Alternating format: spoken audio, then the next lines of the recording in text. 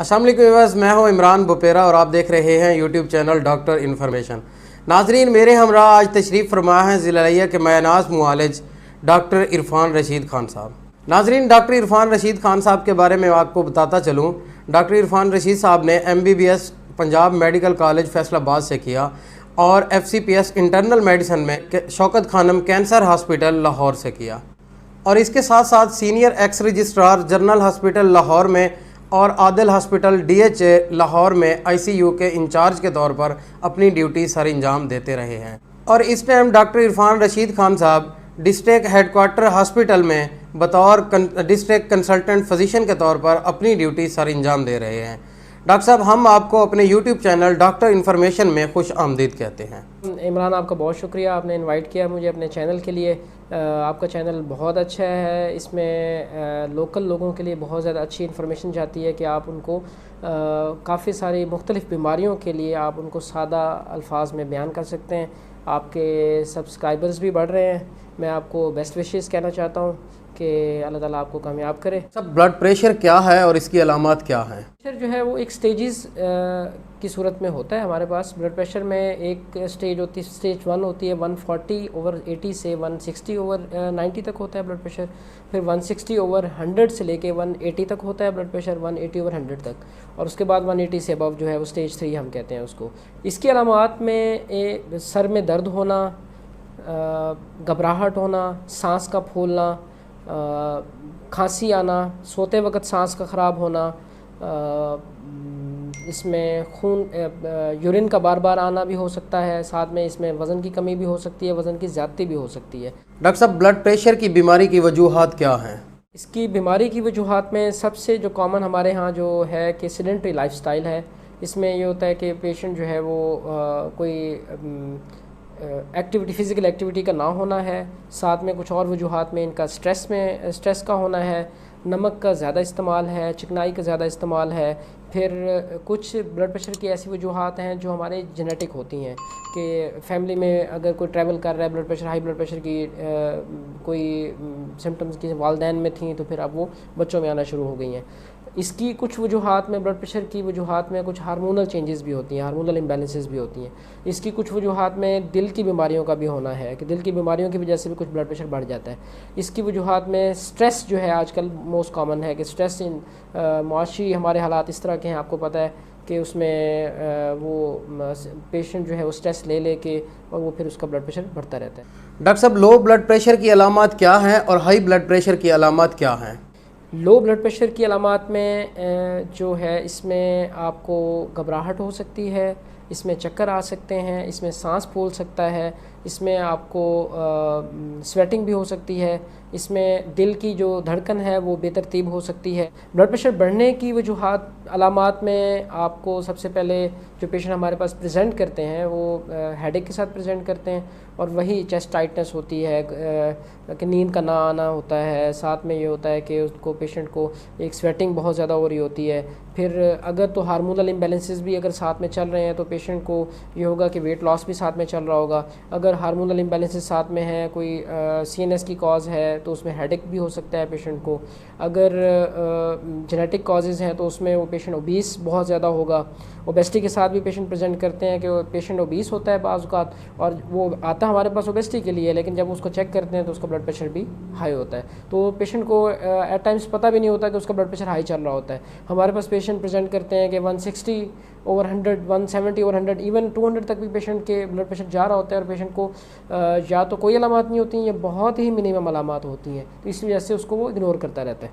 Doctor साहब, blood pressure की बीमारी से कैसे बचा जा सकता है? बहुत इंपॉर्टेंट सवाल है आपका कि ब्लड प्रेशर की बीमारी से बचा कैसे जा सकता है।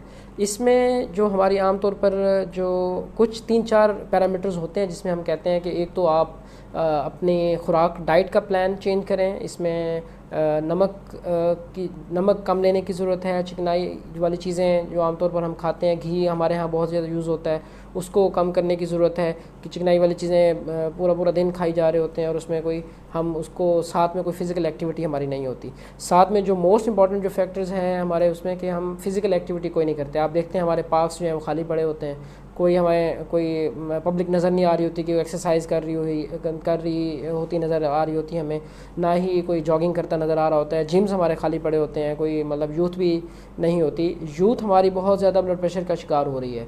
उसकी वजूहात काफ़ी ज़्यादा हो सकती हैं। उसमें स्ट्रेस हो सकती है, उसमें रोज़गार का ना मिलना है और माशी हालात हैं, आपको पता है। तो ये जो सारी इनको सिम्टोमेटोलॉजी है, इसकी वजूहात यही सारी हैं और इसी को हम रोक सकते हैं। जैसे हम एक्सरसाइज को फ़रोग़ दें, फ़िज़िकल एक्टिविटी को फ़रोग़ दें, सुबह एक लेट नाइट सोना और सुबह जागना, ये it's one of the indications कि आपका ब्लड प्रेशर जो है ना हाई की तरफ जाएंगे आप, क्योंकि आपने स्लीप साइकिल जो है वो डिस्टर्ब कर दी है। तो आपका जो है वो आपको इस एक्टिविटी को भी मेंटेन करना है कि आपका स्लीप साइकिल डिस्टर्ब ना हो। आपको रात को जल्दी सोएं, सुबह जल्दी जागें, सुबह सुबह उठ के एक्सरसाइज करें। अगर आप सुबह सुबह एक्सरसाइज नहीं भी कर सकते, रात को कर लें, नो डाउट। आप मतलब 35-40 मिनट का रात शाम का एक्सरसाइज कर लें, लेकिन लाजमी नहीं है कि मॉर्निंग वॉक ही करें, लेकिन कोई ना कोई वॉक बहुत ज़रूरी है। साथ में चिकनाई वाली चीज़ों का परहेज़ करें, नमक का परहेज़ करें। और अगर हार्मोनल इम्बैलेंसेस उसकी वजूहात हैं आपके ब्लड प्रेशर की, तो उसके लिए आप अपने डॉक्टर से रुजू करें बहुत जल्द। जितना जल्दी हो सकता है उसको आप काबू पा सकते हैं ब्लड प्रेशर को। और दूसरा ये है कि इसको आप बिल्कुल लाइट ना लें कि ब्लड प्रेशर जो है वो खुद ही ठीक हो जाएगा। आमतौर पर हमारे पास मरीज़ होते हैं जी कि कुछ अर्सा दवाई खाते हैं ब्लड प्रेशर की, जब ब्लड प्रेशर ठीक हो जाता है, जी डॉक्टर साहब हमने दवाई छोड़ दी है, हमने ब्लड प्रेशर ठीक हो गया था। उसका नुकसान ये होता है कि सडन राइज़ होता है ब्लड प्रेशर का और कुछ अर्से बाद हमारे पास प्रेजेंट करते हैं कि ब्लड प्रेशर जो है 200 पे जा रहा होता है और उसकी ब्लड प्रेशर बढ़ने की वजह से कोई नुकसान हो जाता है, हार्ट अटैक हो जाता है, फालिज हो जाता है, कोई और मसाइल हो जाते हैं, आँखों की बिनाई का मसला हो जाता है, गुर्दों के मसाइल हो सकते हैं। तो इसके लिए ब्लड प्रेशर का मैनेज करना बहुत ज़रूरी होता है। डॉक्टर से मशवरे किए बगैर आप दवाई ना इस्तेमाल करें। आमतौर पर मरीज़ हमें ये कहते हैं कि जी हमारा भाई जो दवाई खा रहा था, हमें ब्लड प्रेशर की शिकायत हुई, हमने वही दवाई लेना शुरू कर दी। ये अपना नुकसान आप खुद कर रहे होते हैं।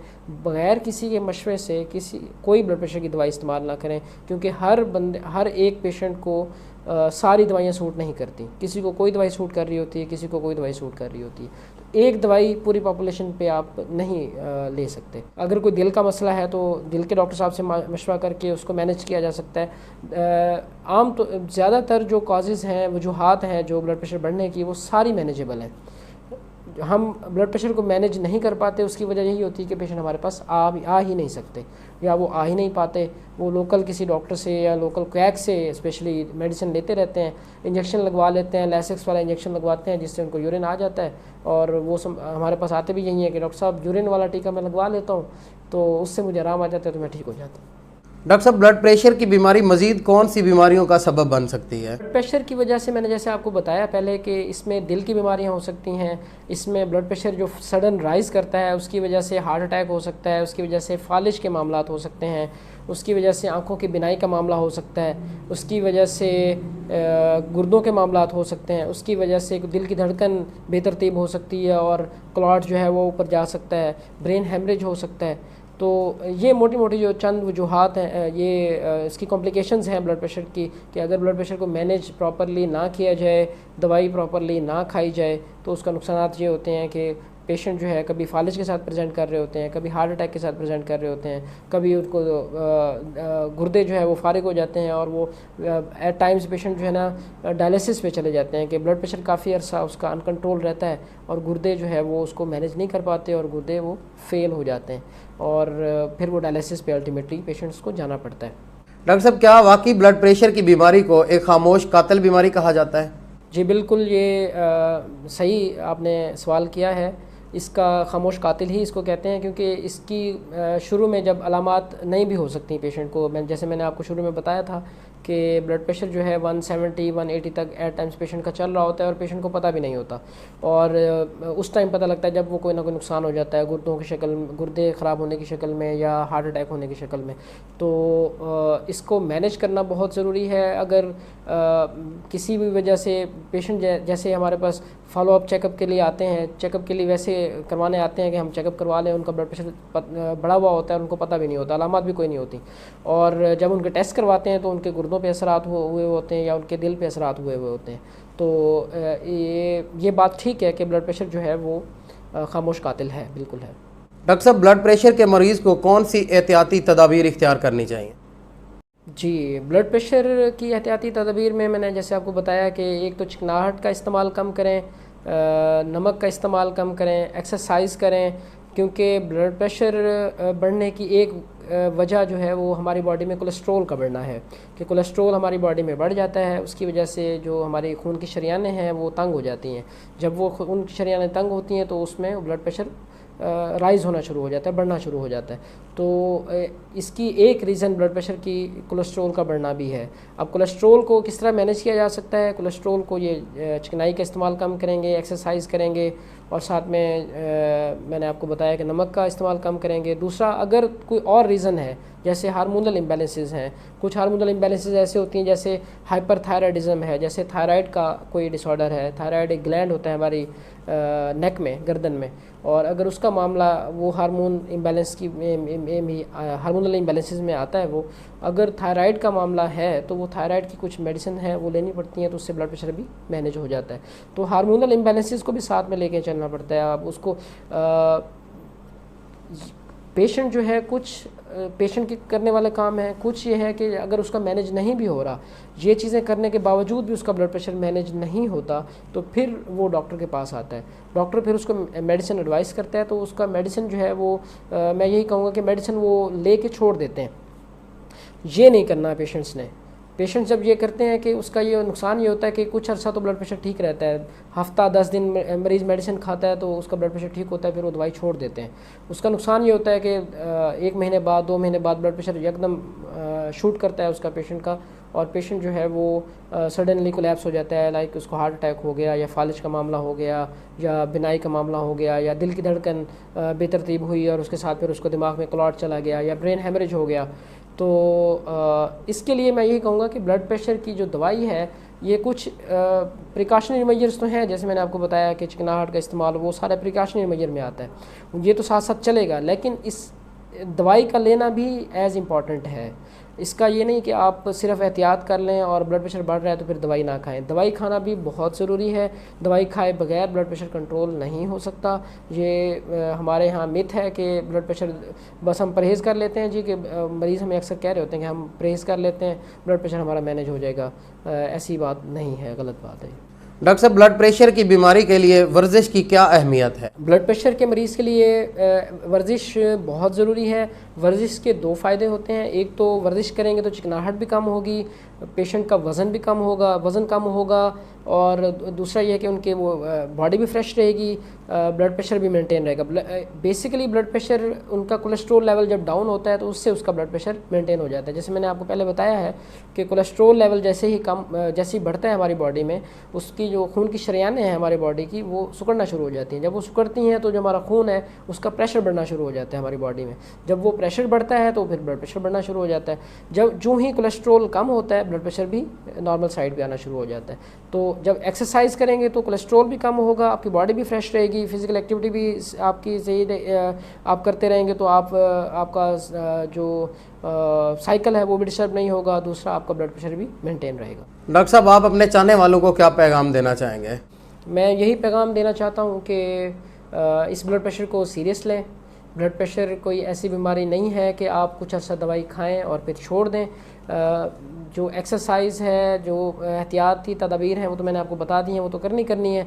इवन देन अगर आपका ब्लड प्रेशर बढ़ता है, ब्लड प्रेशर कंट्रोल नहीं होता, तो फ़ौरन अपने डॉक्टर से मशवरा करें, और बग़ैर डॉक्टर के मशवरा किए आप दवाई कभी भी बंद ना करें। क्योंकि जब आप ऐसा होता है कि जब आप दवाई बंद करते हैं, एक तो ये होता है कि ब्लड प्रेशर दोबारा बढ़ जाता है, दूसरा ये होता है कि उसका ख़दशा यही होता है कि जो दवाई आपने बंद की है, हो सकता है कि वो वही डोज़ उसकी दोबारा असरअंदाज ना हो। तो उसका नुकसान ये होता है कि एक तो ब्लड प्रेशर बढ़ जाता है, दूसरा जो दवाई आप पहले से ले रहे होते हैं वो असरअंदाज नहीं होती, तो फिर आपको दवाई बड़ी हुई मिकदार में लेनी पड़ती है या तब्दील करवा के लेनी पड़ती है। तो आपको पास फिर ऑप्शंस कम होते जाते हैं एक के बाद दीगरे। तो इसीलिए ब्लड प्रेशर की दवाई बाकायदगी से खाएं, एहतियाती तदाबीर जैसे मैंने आपको बताई हैं वो फॉलो करें, और साथ में अगर कोई जो वजूहात हैं, दिल की बीमारियां हैं, जिगर की बीमारियां हैं, दिल की धड़कन का बेतरतीब होना है, अगर वो कोई और मसाइल हैं जिसकी वजह से ब्लड प्रेशर बढ़ रहा है, तो उसके लिए फ़ौरन आप डॉक्टर से मशवरा करें। बग़ैर किसी डॉक्टर से मशवरा किए आप कोई दवाई बराह मेहरबानी उससे इज्तनाब करें। डॉक्टर साहब आपका बहुत शुक्रिया, आपने हमारे यूट्यूब चैनल डॉक्टर इन्फॉर्मेशन को ज्वाइन किया, आपका बहुत शुक्रिया।